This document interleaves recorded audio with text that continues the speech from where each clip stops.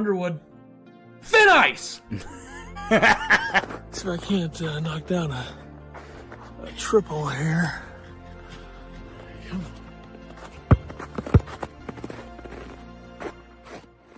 Woo, okay. Didn't even miss a shot this entire time, so take that. This better be good for the team.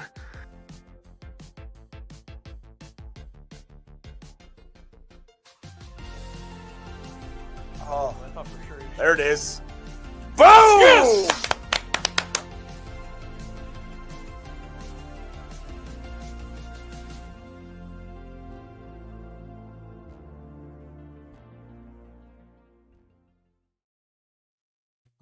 All right, Illini Basketball Podcast, episode 293, January 25th, 2026. Why does my mic sound like shit? Does it sound like shit on your end? No, sounds fine. Okay. Illinois won yesterday. They won at Mackey Arena at Purdue. The first time since, what was it, 2021 that they had won at Purdue. They haven't had a ton of opportunities, but make sure every time they do, they're without one of their better players. And I know they lost there without Terrence Shannon a couple of years ago, and they win there this time without Kylan Boswell, 88-82 final score. And there's really only one story from this game, although there maybe should be more than one, but there's really only one. Yeah, player of the game, obviously, Tomislav Visic. Classic. Hit a big shot. A couple big shots down the stretch. Couple big shots, yeah. What a performance by Keaton Wagler. Freshman goes into Mackey, puts up 46 points on 17 attempts. I think the 17 attempts just blows my mind. A couple other freshmen put up 40 points, but they had like 25 attempts. 9 for 11 from 3, 11 of 13 from the line. Purdue kept switching Clough onto him, and Keaton kept knocking down threes in his face. Just remarkable performance by him. I texted you guys at halftime. I said, I'm kind of scared what Painter's going to do. To switch this up to stop him, and he didn't do anything. They kept switching. They kept, letting him get whatever matchup he wanted. Took it to the hole really well. It's just really impressive for a freshman to go into Mackey, probably one of the, if not the hardest places to play, and put up a performance like this. There's definitely no harder place to play in the Big Ten. And his mark from 3 is what Purdue shot from the free throw line, 9 of 11, which I think that's the craziest part is 9 for 11 from 3. And he just they were all contested for the most part. There's only one, I think, that he was actually open. Right. Yeah. One that he got in the corner when Purdue kind of got out of sorts, but just stepping up and knocking him down. And then he gets in the lane and, he's so under control. You never worry about him when he gets, has the ball. I guess he was wore out probably towards the end of the game. Merkovich starts bringing up the ball. Purdue doesn't do anything. They put Trey Kaufman-Renn back by the 3-point line and just let him walk the ball up and then hand it off to Wagler and let Wagler do whatever he does. But on top of that, to finish the game, you had 3 other guys that stepped up, made huge threes. Tommy made one, Jake Davis made one, and Merkovich made one. So it's amazing what this kid's doing. 18 for 38 is what the Illini go from 3. 47%. Yeah, they missed 6 free throws, which was tough, but I guess something always has to be not great. And they weren't great from inside the 3-point line, but that's okay. Didn't take a ton of attempts. I mean, Brandon Lee and Petrovic both missed a 2, which that hardly counts based on the fact that they were in for 5 seconds and then they got taken out, which is the right call. I mean, Wagler played 39 minutes in this game, had 4 assists, didn't have a rebound. First game all year, he hasn't had a rebound. I'm okay with that, though, if he's going to have almost 50 points. One foul. He's taking threes. Everybody else rebounded for him. 13 offensive rebounds by Illinois, too. Yeah, only 1 foul for him as well, which I feel like that doesn't happen very often, and it hasn't happened that much. The last 5 games before this, he had more than 1 foul. He had 1 foul against Rutgers, but yeah, at 39 minutes, 46 points, 13 of 17 from the field, 11 of 13 from the free throw line. I don't know what we can say that others haven't said, I know that I listened to part of a Purdue post game yesterday. They kept calling him Wagler. I mean, that's okay. It's hard to do. We did it at first. I'm sure everybody did it at first, but Right. Yeah, he kind of upstaged DeBonsa and Flemings, who had 42 and 43. Yeah, and I mean, was the best player on the court. This is a good guard class. Smith. NBA draft, good guard class this year. Good freshman class. Yeah. As everybody knows, Wagler wasn't looked at much. He was the composite 261 ranked freshman. He now holds the record for most points ever scored in a road win over a top 10 opponent in AP poll history, and the most ever scored by an opponent at Mackey. That is insane. Both. Yeah. It even shocked DeBonsta, like he in his post game that he said something about Wagler, and he's like at Purdue. Like that's how crazy this is. Some are saying this is the best individual performance of the last 20 years by an Illini. Some are also putting the wrong performance for certain players and then not including other players who may or may not have had 37 and 12 against Wisconsin, you know? Right. Yeah. Some of the games the producer wrote down: Io DeSumu's triple-double, 21 points, 12 rebounds, 12 assists against number 19 Wisconsin during the regular season. Marcus Damask had a triple-double in the NCAA tournament, 10th in tournament history with 12 points, 11 rebounds, 10 assists against Morehead State. Whoa. Brandon Paul put up 43 against number 5 OSU in 2012, a regular season win, and then TSJ's 40-point performance against Nebraska in the Big Ten tournament. Damask had 33 against FAU that year, and he had 31 at Wisconsin. I would throw those two over the triple-double against Morehead State in the tournament, which triple-double, very impressive. Seems like the person who may not be saying these things is very obsessed with triple-doubles. Might as well throw it. Didn't Coleman Hawkins have one? Might as well throw him on there. And Kofi had, I don't know how there's no Kofi performance on here. He had a 37 and 12 game against a Wisconsin team that I think was decent. I think they made the tournament that year, but 37 and 12 he had. So throwing that out there. Yeah, but I think all those, yeah, probably the best.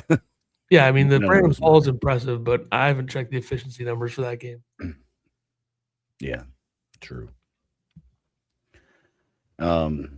Yeah, I don't know what else to say about him. He was impressive. He made everything, and it's not like Purdue played bad this game. No, their offense was very good. Yeah, Illinois now has the number one rated offense at like 130.5. I think it now ties Purdue, who had that number earlier this year, as highest ever on KenPom. So.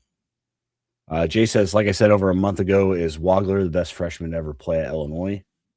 I would say at this point, yes.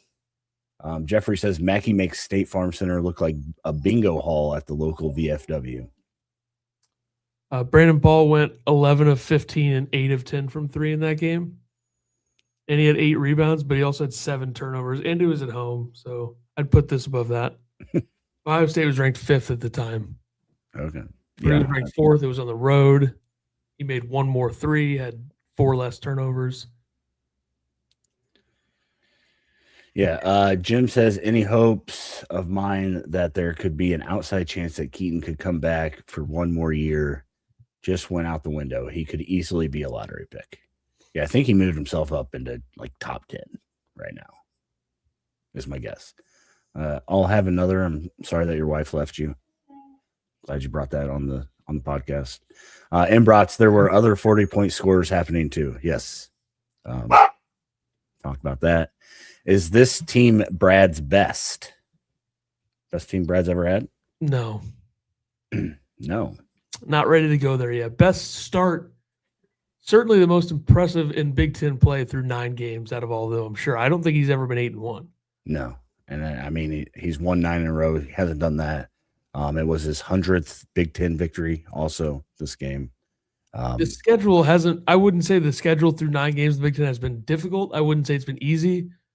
I would say it's somewhere in between. Like they had a lot of home games that were like extremely winnable. They had a game at Penn State.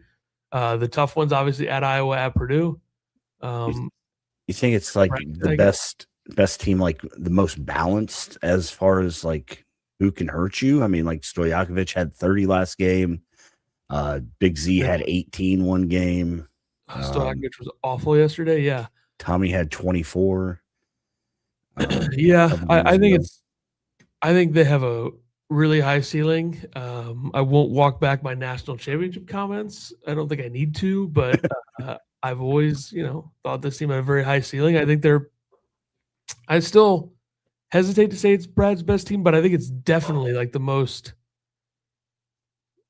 like the team that made the Elite Eight had two guys that could really kill you. I think this team probably has more than that. And this is basically like last year's team on steroids, I would say. Like your two freshmen this year may not have the same ceiling that the other two did last year, at least not Mirkovic from a, one and done standpoint.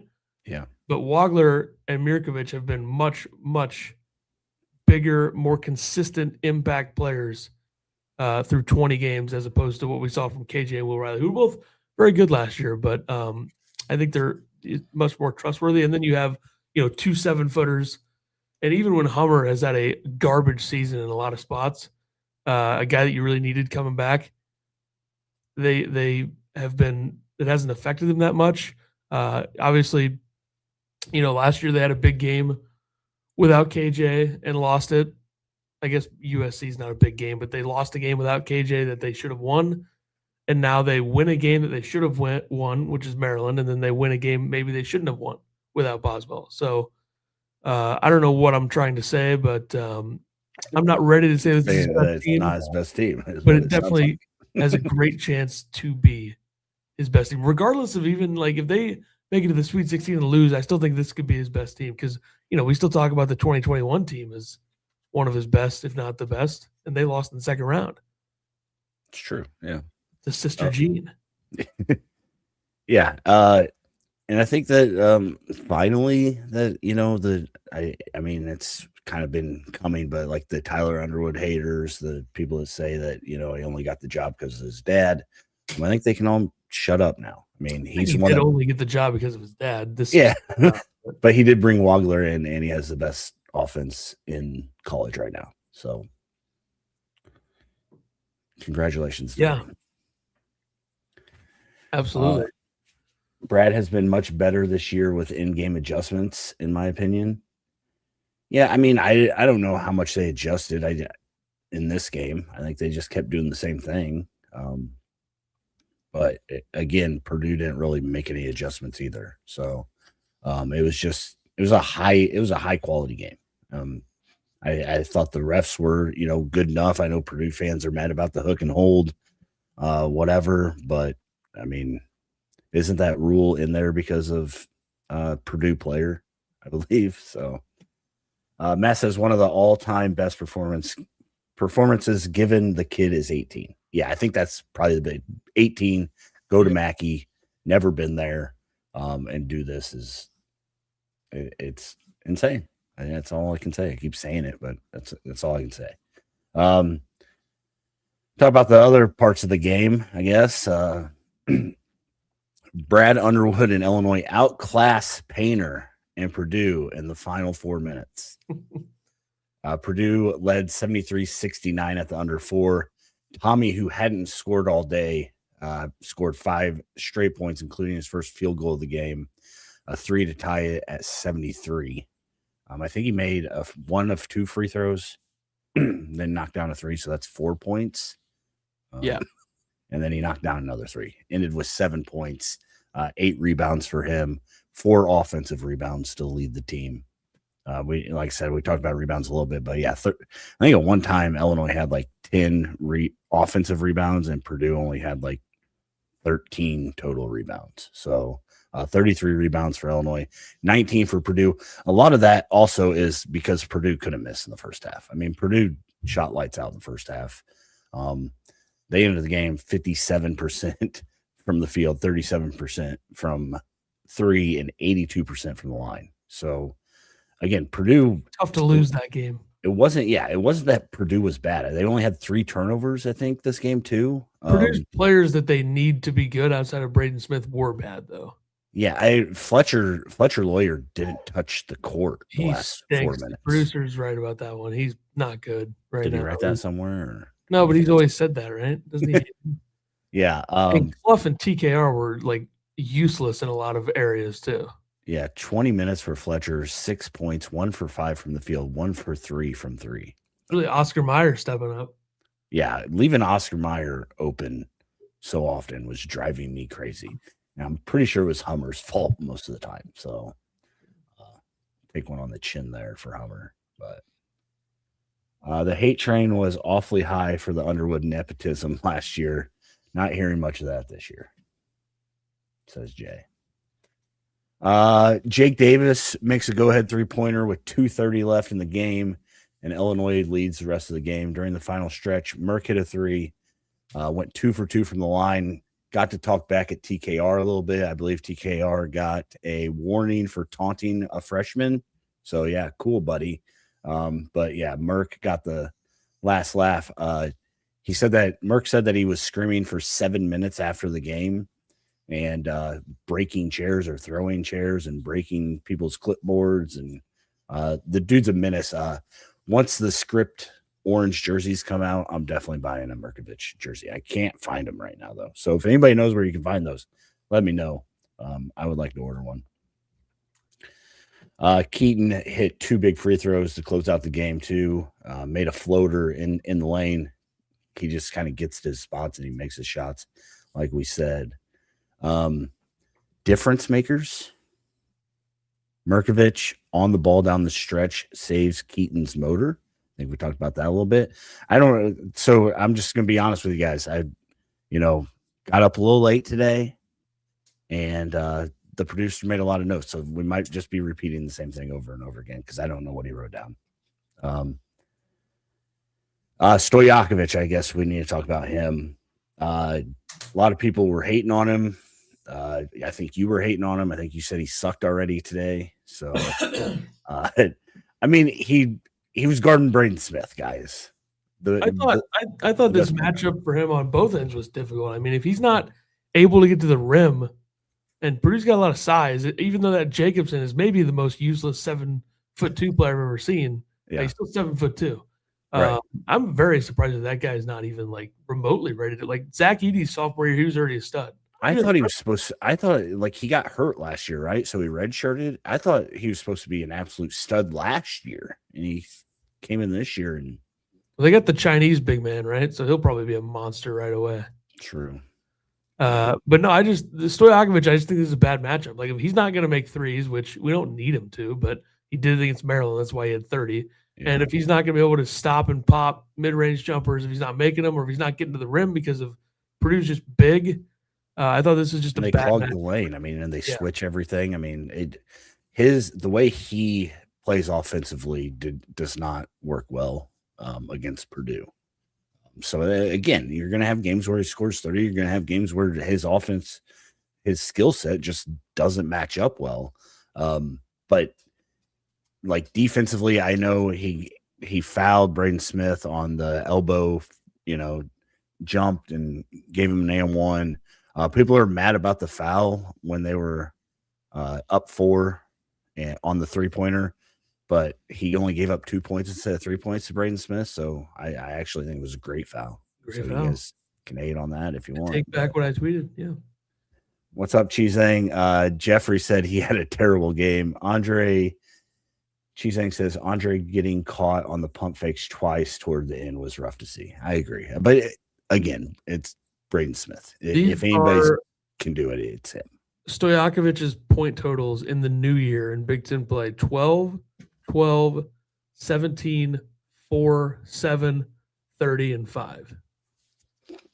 So been up and down. I mean, the first 3 games, you'll take that. 17 against Iowa, but then he just kind of no-shows on offense and doesn't even take very many shots, especially the Minnesota Northwestern game. He took a total of 10 shots in those 2 games.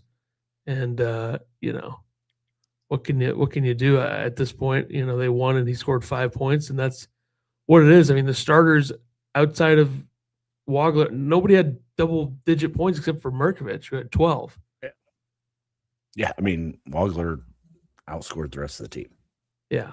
By himself. So there was a total of 5 players who scored 10 or more points in this game between the two teams. Yeah, he's rebounding. Cheesang says he's rebounding at least. He does. Rebounds, He crashes the board. So. Third on the team in rebounds. Mirkovic and Tommy both at 8. Yeah. Uncle Phil's cow says Purdue got a friendly whistle per usual. Not if you ask Purdue fans. Tells me a lot to like what the opinion of Purdue fans should be. Just like one game where they may not have gotten the greatest whistle. And I think that all they're looking at is that hook and hold, which was a clear hook and hold. I don't know what it was right in front of High Knees. High Knees is going to call that every time. I mean, there's 2 things. Braden Smith, full extension once or twice, and TKR traveled and Lawyer traveled. They both travel every time they touch the ball, basically. I mean, TKR's travel, like he travels, scores on Mirkovic, and is like talking shit to him. Like, you're such a badass, dude. Yeah. Braden Smith, hell of a game from him. 27 points, 11 for 16 from the field, 2 for 3 from 3, 3 for 4 from the line, 12 assists. He had a steal. He had a really nice steal. That's kind of what I was worried. Wagler got lazy with a pass to Stojakovic. Braden Smith read it really well.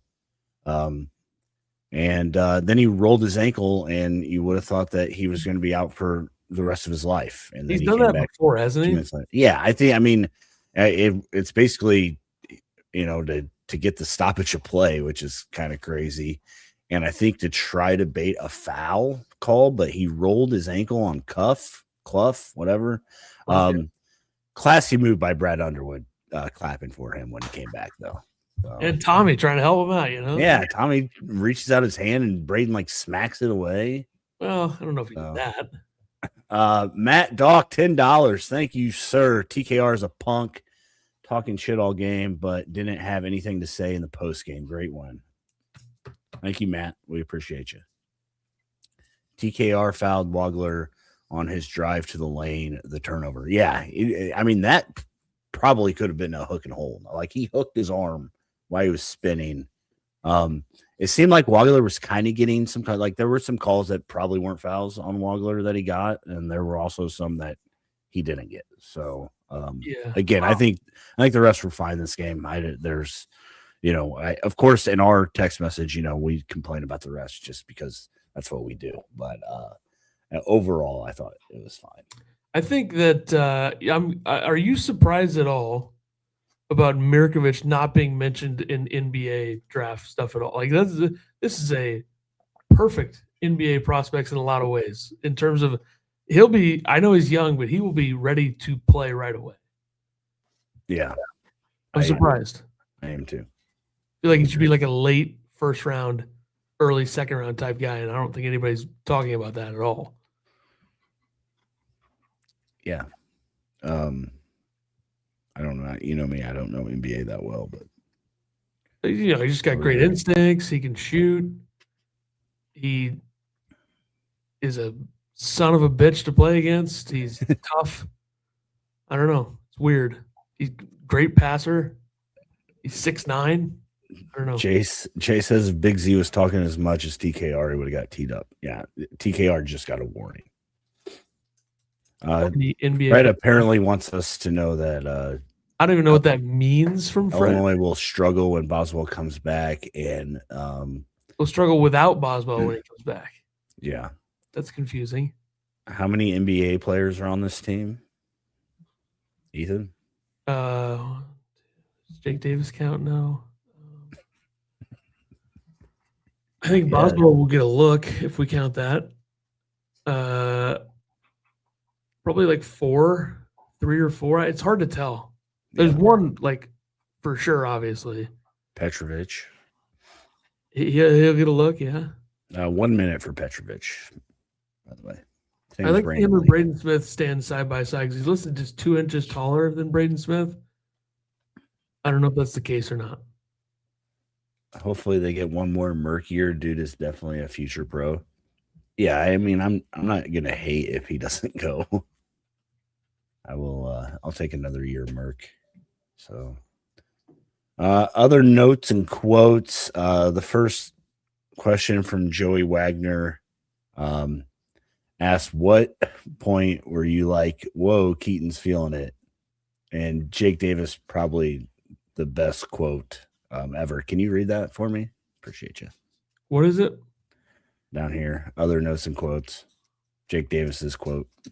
When he got to 24 in the first half, I was like, shit, this motherfucker is making everything. We got to keep getting him the ball. I don't know. Jake Davis is like that. Yeah, he had the hair down too. Yeah. He needs to let it flow one game. Then David Merkovich talking about killing himself if he couldn't play yesterday. Full quote. Chief. He's excited that Illinois won too. I mean, like, probably, I'm not saying, but like, probably my team wouldn't be able to win without me. And just that thought, and like, I'm not playing Northwestern game or this game, like me not playing and we lose in some situation, but we probably wouldn't against Northwestern. But if we lost today and I wasn't playing, I would kill myself probably. Just I had that thought. I think that's I think that I mean he gets there eventually. He gets there. Yeah. Northwestern takes an all-time ricochet shot, says the producer. They definitely, I mean, they probably they should restrict Hummer to only shooting the hardest possible three-pointers moving forward. Yeah, the step back three by Hummer was impressive. I didn't think there was any chance he was going to make that. He can't make him when he's wide open. But Wally, what's going on? How are you? There won't be more complaints from Petro fans saying he needs to play more. Yeah, I think that's out the door. Moving forward, except for the burner accounts that, you know, they're Petro's my king or whatever, but on Twitter. Brad in the post game said, quote, Keaton played like nothing I've seen before in my 39 years. We just took advantage of their coverage, their switches, and tried to space. Keaton made it look really easy. He just took what the defense gave him. He said, our secret sauce is our connectivity, mentality, how close this group is, how dialed in they are, and how much they have love for each other. Love is love, or whatever they say. I think the I don't know what I was going to say. So there you go. It was going to be good, though. I think what I was going to say. By the way, Merkovich had, I think, 6 points against Northwestern, so they probably win without him. But he's right, yeah. It's interesting. I tried to look up his NBA draft resume. There's people talking about him on Reddit and how he played well at the Nike Hoop Summit, toughness and all that. And then somebody said, well, I don't think he'll translate well to the NBA. Wagler is the guy to watch for Illinois. That was 2 months ago. So I think it was a couple games into the season that guy said. And by the way, like, you can go back on the podcast. We probably said that Illinois was going a little too far in the way they were hyping Wagler up going into the season. So people can say we were wrong. I think it's totally fair for us to be like, whoa. This kid, yeah, I mean, they were saying like he's the greatest player of all time, basically. And I was like, well, all right, interesting. Maybe they're right. And by the way, way to bounce back. I don't know if was Wagler my player to watch in this game? He might have been. I remember. I think it was No, it was Keaton Wagler. There you go. Nailed it. Thank you. Fletcher Lawyer. One was better than the other. 1 for 2. Huh? You can't win them all. He went 1 for 9 from 3 against Maryland, then bounces back and does the old 9-11, as we know. And that's probably what yesterday felt like for Purdue fans. But, the fact that he had a game where he went 1 for 9 and he's still 50% in the last 2 games, 10 for 20, pretty impressive. Yeah, I think his points per game jumped from like 15 to 17 after this game. So pretty impressive to do in one game. Is Ty coming back or has that ship sailed? I think it has sailed. I think they could use Ty a lot more right now than ever without Boswell. But Right. And I don't know. I mean, it's one of those things is like we kind of talked about it. If he can't come back till February, do you bring him back? And I think that's kind of where the timetable was. So I think it's just going to be something that, they're going to have to make that decision. They I mean, he haven't can play. announced that he's not coming back. Even with Boswell, I think there's minutes there for him over Petrovic and Lee. Yeah, Ty was kind of jumping around crazy after the game yesterday. So, Illinois celebrating a road win against the number 4 team in the country, like it's their Super Bowl or something, by running out and hugging each other. Like, imagine running an account called Boiler Muse. What a fucking loser. Illinois has now moved up to number 4 in KenPom, number 6 in the net. Texas Tech beat Houston, which helps the resume. Tennessee beat Bama. I don't know if that helps the resume or not because Illinois lost to Bama. They beat Tennessee. I don't know what that does. Well, Bama with an NBA player. Yeah. Also, they tagged his G League team in their victory on Twitter, which is hilarious. Mizzou hit a buzzer beater to beat Oklahoma yesterday, so they are kind of back on track.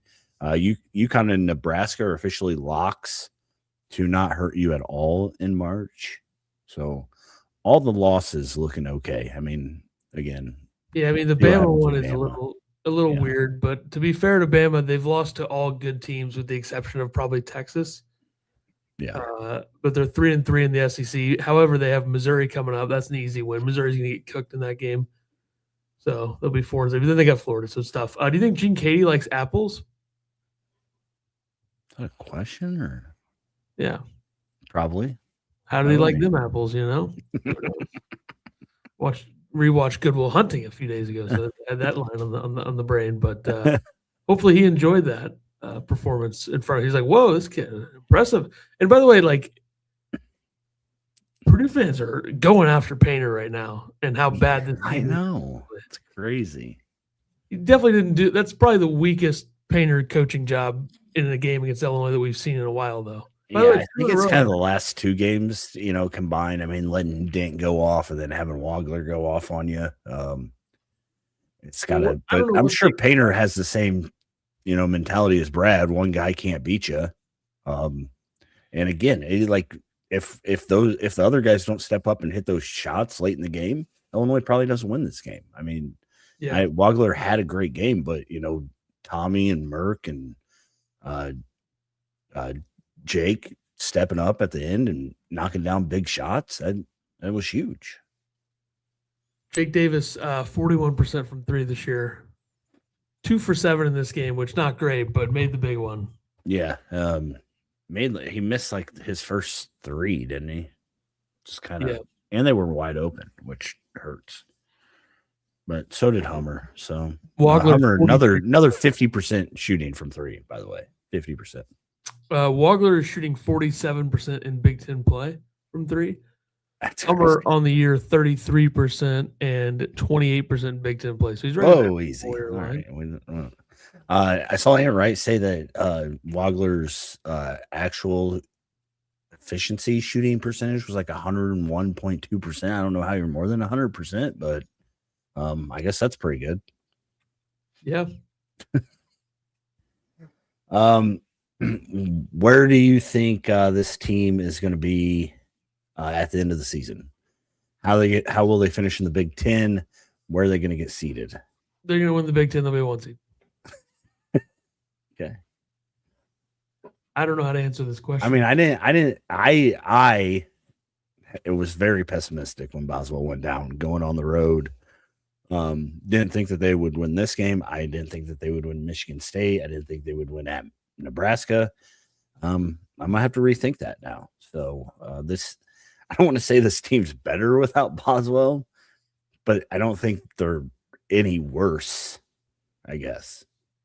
Defensively, it does hurt, but they still might be a little worse. I mean, yeah, it was a generational shooting performance from Wagler, and they easily could have lost the game. Yeah, and again, Purdue was really good too. So, well, Purdue had 3 players that didn't suck, I guess. I mean, Clough and TKR's offensive numbers were efficient, but they didn't have a ton of volume. But then you take into account what they did defensively, and it was pretty bad. Yeah. I'm here. And then Cox 0 for 3 from 3, and Benter 1-4. Benter is trash, by the way. I hate to say it. I mean, he's a freshman, so maybe he'll get there, but I don't like him already. That's fair, I think. Because he plays for Purdue, not, and he flopped Right. on that one play with Stojakovic. Cheesing thinks there can be 3 Big Ten 1 seeds possible. Do you think that's possible? No. Because Nebraska, trust me. I mean, Nebraska's not getting a 1 seed. What's up, Joe? I we're winning out 19-1 Big Ten champs and a 1 seed, says Bootzilla. You and Bootzilla on the same page. I think realistically it's 15-5 with like a 3 seed. Probably, yeah. Yeah. I think they're sitting at a 3 seed right now. So They still have to go to Nebraska and Michigan State. yeah. Michigan has some big games coming up. They play against Nebraska and Michigan State back-to-back games. So On the road for the Michigan State game as well. It's a Friday night prime time. yeah. But Illinois sitting good. Again, Nebraska 9-0, Michigan 8-1, Michigan State 8-1, Illinois 8-1, and then you got Wisconsin sneakily at 6-2. The worst 6-2 Big Ten team in 7-2. the history of the conference. Nebraska also has at Michigan and then plays Illinois. So, and then Rutgers and then plays Purdue. So they got a tough little schedule coming up too. A lot of tough schedules coming up for the top of the Big Ten. Wisconsin, based on their schedule, could easily be 8-2 when they play Ohio State on January 31st. Free indeed. We just don't pay attention to Fred. Don't just ignore him. Oh, this comment's not from Fred. Interesting. I feel like Fred should have his own account probably at this point, but it's all right. One Big Ten team as a 1 seed. Probably Michigan, right? Yeah. Especially if they beat Nebraska, and they should beat Michigan State. I think they're a lot better than Michigan State. Michigan State stomped on Maryland yesterday and moved up like 6 spots in the Ken Palm. Maryland is a disaster. What happened?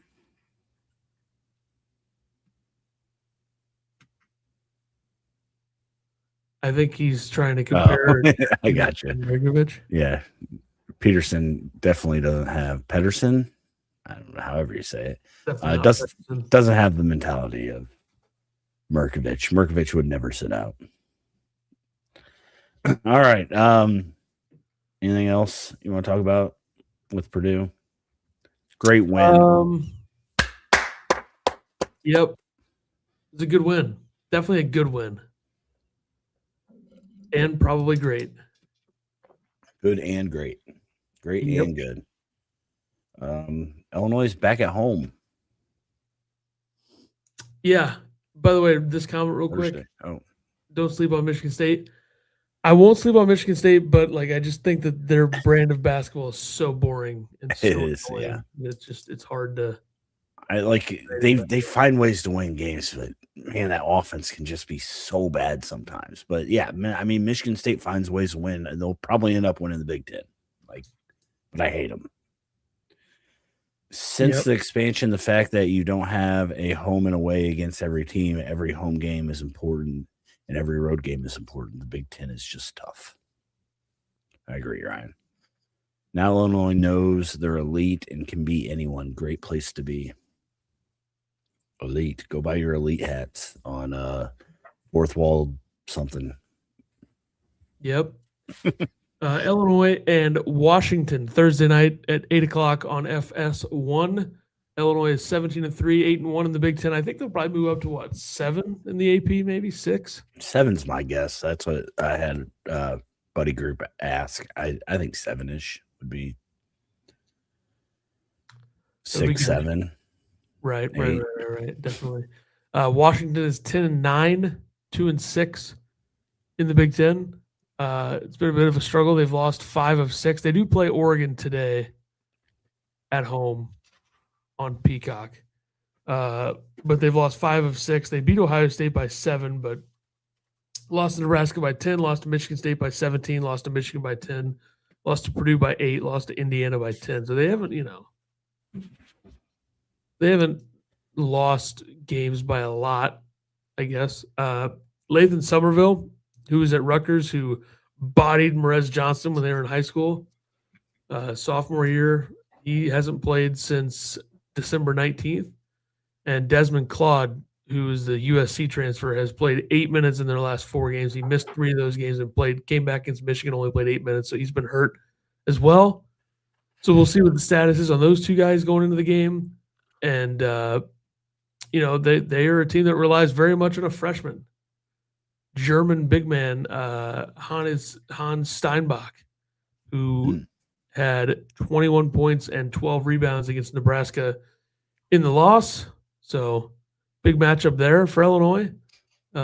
They started Zoom Diallo, Kamari Peterson, Steinbach, Ognisevich, transfer from Lipscomb, whatever, and Bryson Tucker, transfer from Indiana, who I think was a 5-star at Indiana when he went there his freshman year. So they started those 5 in the last game. They have a very young bench, 3 freshmen off the bench and 1 senior. That senior is in like his 9th year of college basketball. Frank Kepnang, who started in 2020-21 at Oregon. So this is his 6th season because he's played like no games. He's played 1 season above 17 games. So who knows? This is a weird team. Kamari Peterson is a transfer from East Tennessee State. In their last game, he had 0 points in 34 minutes. I think that's very impressive. They turned it over 14 times against nope, that's the wrong number. Sorry. They turned it over 8 times against Nebraska. They're 320th in the country from 3, 30.6%. Illinois and Washington played last year at Washington. It was 81-77. And, DJ Davis had 31 points in that game. Yeah. So classic of Illinois to allow that to happen because he would go on to not reach 20 points again that entire rest of that season. So that's an interesting thing to have happened. I will say Trey White and KJ really carried the load in that win against Washington last year. Illinois shot 19% from 3 in this game. Now, remember, this was following the Oregon game where they scored 109 points. So, of course, they come out and can't make a shot against Washington. But now they're coming off another big win when playing Washington. We'll see what it ends up looking like. I mean, this is a Washington team that, beat Nevada by 17. I think they're a little bit better than their metrics would tell, than their record would tell you. From a metric standpoint, they're only 10 spots behind Wisconsin on KenPom, yet the records in the Big Ten are flipped. Really? So I think that's something to look at. They're ranked not that far behind UCLA either. They're ahead of USC, who is 3-5 in the conference. So I have no clue what to make of this Washington team. I really haven't watched them that much. Play today against Oregon on Peacock, 2:00. Yeah, I'll throw it on for sure. They also have Wesley Yates, who has missed 7 of their last 9 games. He didn't play against Nebraska, so they are very, very injured. They have they got 2 transfers from USC. Both of them have been hurt. Somerville hasn't played in forever. I don't even know what their injuries are because I didn't look into it because, a lot of this episode was centered around Purdue. I didn't even know we were talking about Washington. So, well, I figured, we'd get it out of the way instead of doing a solo Washington episode. 10th in strength of schedule, by the way, which makes sense because they've played Purdue, Michigan, and Michigan State already. And they're non-conference. Like, in different years, their non-conference could have been harder. I mean, Nevada's not quite as good as they've been in the past, although they have figured it out, 6-3 in the conference now. Baylor is not as good as they used to be. It's interesting. I mean, other than that, they played pretty weak non-conference. I mean, Utah's not great either, but this is a very wounded Washington team. This is a team that doesn't have a ton of experience, but they don't, lack experience. They're 100th in the country in D1 experience. Average height is where Illinois really has them. They're 124th. Illinois is first. Their lineup against Nebraska was small. 6'4", 6'1", 6'8". Actually, it's not small because I misread a height. 6'1", 6'4" in the backcourt, 6'7", 6'8" wing, 6'11" big man. They have a small bench though right now with the injuries outside of the 6'11" big man who's in his 20th year. So this is a game that Illinois should win easily, but things are never easy, especially when you're coming off of a win like they had. I think it's good they have more time off though. Yeah, and get to go home. The Orange Crush will be there loud, I'm sure, and pumping them up. Hopefully they can take care of business. A couple other quick notes from Washington here. Nebraska shot 38% from three against them, and Washington 10-4 on the offensive glass, which that's something they're not bad at. Offensive rebounding, they can do it. They make free throws. They don't turn the ball over a ton on offense. So I don't know what that'll mean for them because they have another game today, and I don't know what their injury updates are. Producer could have, thrown a couple things down on that, but that's okay. They did everything. He's got to take a shot at him. He linked Steinbach's profile here. Yeah, good freshman stuff. averaging 18 and 11 from Germany. Not sure why he went there, but whatever. I do all mine on ESPN. He's looking out for me, I guess, since I don't have Ken Palm or whatever you're looking at. 18 and 11, though. He averaged good. Game is at 6:00 in Nevada. I told Scheidwander I'd start giving Nevada times because he missed the game yesterday. Is it Pacific time? Whatever is in Nevada. I know it's 2 hours difference. So okay. That's just for Scheidwander. You're welcome. 6 o'clock, 6 p.m. You got any players to watch on here? No. I'm going to go out on a limb and say that Steinbach is the guy, though, to watch for Washington. You know what I mean? Yeah. So, and then what, Tommy matchup? Yeah. Or Big Z. Tommy, Big Z action. Big Z, I don't think we talked about it. I think he had like 2 or 3 blocks against Purdue again. He had at least one, I remember. Yeah. I only remember 1, too, but I was just assuming he had to have more. Yeah, he had 2. One was Braden Smith, right? Get that out of here. No, Fletcher Lawyer, maybe. I don't know. Did he block the 7-footer too? Yeah, he did. Jacobson. 7'4", and he sucks. Cheesang says watch out for Diallo too. Zoom Diallo. He'll probably be the guy that goes for 35.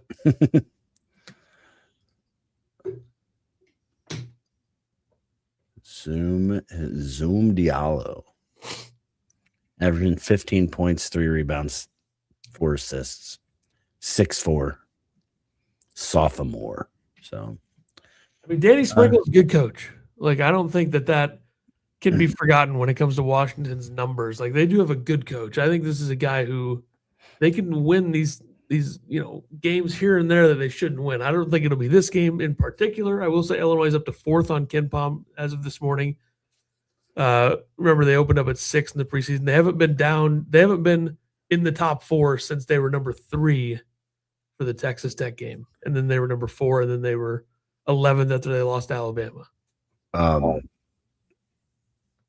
do you think the spread's going to be? What do you think this opens up at? I think I don't know how much Washington's game today will have an effect on that, but 16.5. Yeah. I think Washington's a little bit like Washington's on paper a lot better than Minnesota or Maryland. Yeah. Not on paper, I guess on statistical paper. Okay. What was Maryland spread? 18.5? That was a good line. 19.5, I think it was 18.5 though when and then moved to 19.5 when we looked at it. Ended at 9. Yeah. Maybe it started at 19.5 and moved to 18.5. I don't remember. This spread got up to 6.5, right? The Purdue game? Yeah. Yeah, how does Vegas feel now? Yeah, idiots. 25 if Jaxie's healthy. I think that's fair. Yeah, Jaxie's out. That hurts. hurts. Brad's got to calm down in practices. I tell you what. Merck also was questionable. He rolled an ankle, right? I don't think he's going to miss a game unless he's dead. No, I mean, he's going to, yeah. Somebody's going to have to tie him up to miss a game. He was sick. He like had the flu or whatever it was against Northwestern, played 30 minutes. Yeah. Yeah. I'm tough. I need that shirt. I think we can kind of see why like this Illinois staff likes these European guys. Mm-hmm. And they're psychotic. Yeah, definitely. Predictions. I got Illinois winning this game 85-68. I think Illinois is going to take care of business. Ken Pom has it 83-70. I'll go 81-71. I think this is a 13-point game, and then Zoom Diallo knocks down a triple at the buzzer, and they win by 10 instead of 13. I just think that Illinois might come out a little sluggish. Like, it's hard to coming off follow up a game like that. And hopefully, if Wagler struggles a little bit in this game, you have Tommy making shots, or you have Stojakovic playing well. I think this is a good Stojakovic game. Like, the big man on their team is a freshman. The other big man on their team who doesn't play a ton, assuming Somerville's still out. I don't know what their injury status are. I guess I could have looked it up, but I don't know what I was going to say. But Stojakovic, I hope he plays well. Yeah, me too. I'm finding out their injury report. Okay. While he's doing that, don't forget, comment, subscribe, like, do all the things. We're trying to reach 1,000 subs by our 300th episode. So only 7 episodes away. And we're trying to get to 1,000. So if you could do that for us, we'd appreciate it. And then go buy merch. We got merch over at take the banner off, Ethan. Geez. Illini Basketball Podcast -shop.fourthwall.com. You can find merch. We got elite hats and some other stuff. So Somerville is out today. Claude is questionable. I don't know what's going on with the other guys because it's listing 2 players that I didn't look at. So somebody needs to find out the situation with Yates and the other guy, Tucker. Okay. Oh, he's playing. Never mind. I don't know. Somerville is a knee injury. Ooh. Why has Wesley Yates not been playing? That's what I need to know. Guy had 26 against Washington State this year. He's unbelievable. Why is Wesley Yates suspended? Is he suspended? I don't know. That's just what popped up. A broken wrist occurred in a game against Seattle University. Yates underwent wrist surgery to address the issue. His return to the team is uncertain as the injury is considered a rare type of a bone break. He played 14 minutes against Michigan and 16 against Michigan State like a week ago and then didn't play against Nebraska. This was December 30th, 2025. The game against Seattle was on the 19th. Definitely. So maybe he tried to come back and wasn't having it, so he missed another. I don't know. I don't know. I wish these things were more reported on for like us to see because I just never see injuries for other teams. That's true. I don't know how you find that stuff unless you just. I'm sure you could just look it up, but I don't want to do that. But maybe you should start a website for that. No. Injuries.com.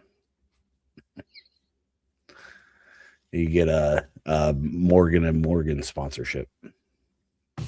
Absolutely. All right. This episode could have been 4 hours yesterday if we did it. Yeah. Ethan apparently did spaces. He didn't tell me about it, so I didn't stop by. I did the spaces. I said we were going to take calls today, but I don't feel like taking calls. No, I'm done. I need to go get something to eat. And I think there's one person that would call, and it just wouldn't be worth the time. Yeah, I need to relax. Maybe a watch party on Thursday. We'll see. Yeah, I'm available if we do it. 8:00 game. So yeah, we'll let you know. Go follow us on Twitter. We'll let you know over there. We always appreciate you guys coming and hanging out with us when we do these. And yeah, we'll be back sometime. Yeah, maybe we do something. Yeah, maybe I'll do another Twitter Spaces this week for fun before Sounds the game good. or something. But who knows? All right, we'll talk to everybody next time. Follow Twitter at Podcast Line. Underwood. Thin ice.